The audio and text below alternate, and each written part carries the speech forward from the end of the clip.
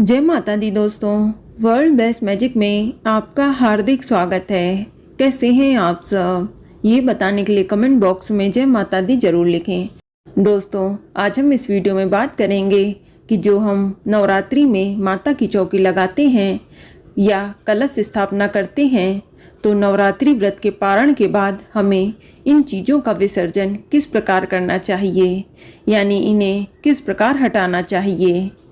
दोस्तों, जितनी श्रद्धा और भक्ति के साथ हम माता की चौकी और कलश की स्थापना करते हैं, ठीक उसी प्रकार उतनी ही सावधानी और नियम के साथ हमें इन चीज़ों को हटाना भी चाहिए। तो आज इस वीडियो में मैं आपको डिटेल में यही बताऊंगी कि आपको नवरात्रि में कलश विसर्जन किस प्रकार करना चाहिए, क्योंकि कलश में देवी देवताओं का वास होता है, इसलिए कलश हटाते समय विशेष सावधानी रखनी चाहिए। इसके अलावा ये भी बताऊंगी कि कलश के ऊपर रखे नारियल का आपको क्या करना चाहिए, साथ ही आपको चावल का, जवारों का क्या करना है, या अखंड दीपक आपको किस प्रकार हटाना चाहिए। आपको विसर्जन की पूरी जानकारी इस वीडियो में मिलेगी। दोस्तों, सबसे पहले हम जानते हैं कि आपको कलश को कैसे हटाना चाहिए।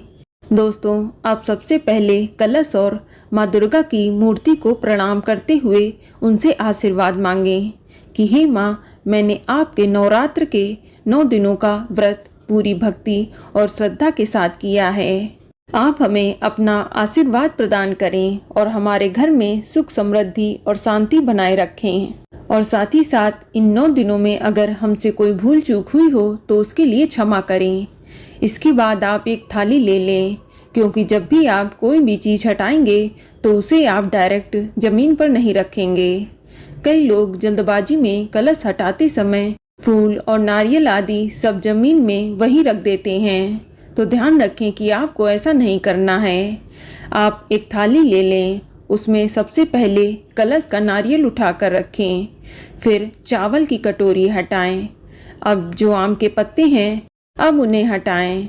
फिर इसके बाद कलश के जल में जो हल्दी, सुपारी, सिक्का आदि डाला है उसे निकाल लें। उसे किसी आप लाल कपड़े में बांधकर अपने धन स्थान पर रख लें। ध्यान रहे दोस्तों, ये जो सिक्का है वो आपको खर्च नहीं करना है। इसे अपने लॉकर में रख दें ताकि आपके घर में सदैव बरकत बनी रहे। अब आपको माता का जयकारा बोलते हुए अपने दोनों हाथों से कलश को उठाना है, या आप देवी के मंत्रों का जाप भी कर सकते हैं। और फिर आपको कलश के जल को आम के पत्तों की सहायता से अपने पूरे घर के सदस्यों पर छिड़कना है और जल को प्रसाद स्वरूप ग्रहण भी करना है। इसके बाद सबसे पहले आप घर के मुख्य द्वार पर कलश के इस जल का छिड़काव करते हुए अपने घर के अंदर की ओर आते हुए पूरे घर में छिड़काव करना है।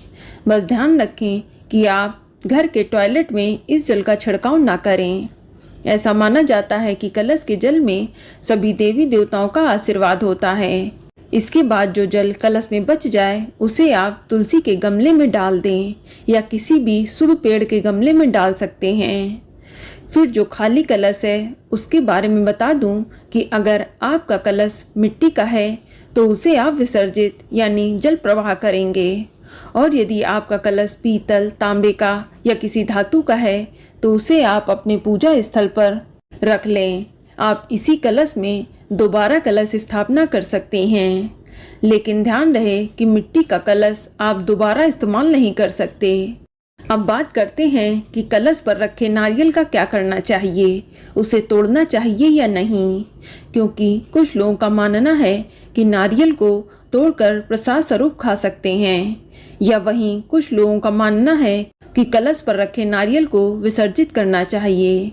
तो मैं आपको बता दूं कि जो कलश के ऊपर नारियल रखा जाता है उसे श्रीफल कहते हैं, यानी देवी लक्ष्मी स्वरूप मानकर उसकी 9 दिनों तक हम पूजा अर्चना करते हैं। तो फिर आप उसे तोड़कर खा कैसे सकते हैं। फिर चाहे आपने सूखा नारियल रखा हो या फिर पानी वाला, आप कलश में रखे सूखे नारियल को देवी माँ का रूप मानकर अपने घर के मंदिर में रखकर रोज पूजा अर्चना कर सकते हैं, या फिर धन स्थान पर भी रख सकते हैं।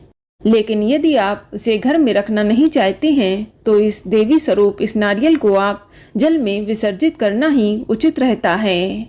अब बात करते हैं कि जो कलश में मौली या कलावा बांधा है उसका क्या करना है। तो आपको बता दें कि आप उस मौली यानी रक्षा सूत्र को माँ दुर्गा का आशीर्वाद समझ के अपने घर के सभी सदस्यों के हाथों में बांध सकते हैं। और जो चावल की कटोरी में चावल हैं आप उसे किसी ब्राह्मण को दान कर दें। और फिर आपने जो गेहूं या चावल कलश के नीचे रखे हैं या अखंड ज्योति के नीचे रखे हैं उसे आप पक्षियों को डाल दें। चलिए अब जानते हैं कि अखंड ज्योति को किस तरह से हटाना चाहिए। तो दोस्तों, आपकी अखंड ज्योति में जितना भी घी बचा हुआ है आप उसे पहले जल जाने दें, यानी घी पूरी तरह से समाप्त हो जाने दें। ज्योत को पूरा होने दें, उसे बीच में बुझाएं नहीं। चलिए अब बात करते हैं कि जिन लोगों ने जवारे या खेतरी की है उसे कैसे विसर्जित करें। तो सबसे पहले आप उसमें से कुछ खेतरी यानी जवारे तोड़कर माता को चढ़ा दें और उनसे प्रार्थना करें कि माँ, जिस प्रकार से ये खेतरी हरी भरी रही है ठीक उसी प्रकार मेरा घर भी अन्न धन से भरा रहे। फिर आप कुछ खेतरी को तोड़कर आशीर्वाद स्वरूप अपने कानों में लगा लें और कुछ खेतरी आप अपने लॉकर में भी रख दें और जो बाकी जवारे हैं उसे आप जल प्रवाह कर दें। और इसके अलावा जो फूल, माला या अन्य सामग्री है आप सभी को एक जगह एकत्रित करके आखिर में उसे जल में विसर्जित कर दें। और अब आखिरी में बात करते हैं सबसे ज़रूरी चीज़ की, वो है माता की चौकी किस प्रकार हटाएं। दोस्तों, लोग गलती करते हैं, सबसे पहले वे माता की फ़ोटो ही उठा लेते हैं।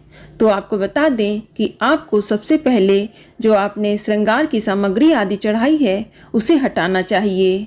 उसे घर की कोई भी सुहागिन महिला माँ का आशीर्वाद स्वरूप प्रयोग कर सकती है या आप उस श्रृंगार की सामग्री को किसी ब्राह्मण को दान भी दे सकते हैं।